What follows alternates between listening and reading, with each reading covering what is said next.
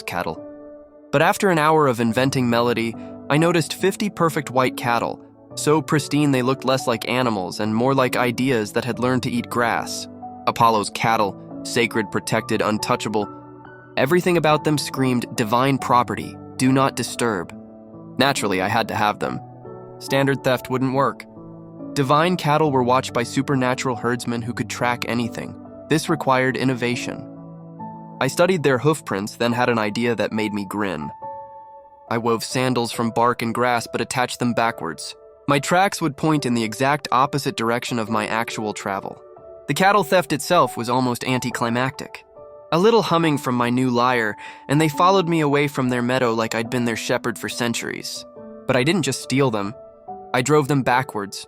50 sacred cattle walking in reverse, leaving hoofprints that pointed toward Apollo's meadow while actually traveling away from it. Combined with my backward sandal tracks, the trail looked like someone had returned stolen cattle rather than stolen them. By dawn, I'd driven the cattle to a hidden valley, sacrificed 2 for breakfast, my first taste of meat, and hidden the rest. Then I slipped back to my cave, crawled into my cradle, and pulled swaddling clothes over my head.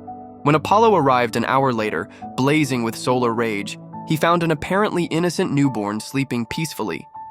"Where are my cattle?" he thundered. I opened one sleepy eye. "Cattle? I'm 1 day old." I don't even know what cattle are. The beautiful thing about truth is how much room it leaves for creative interpretation.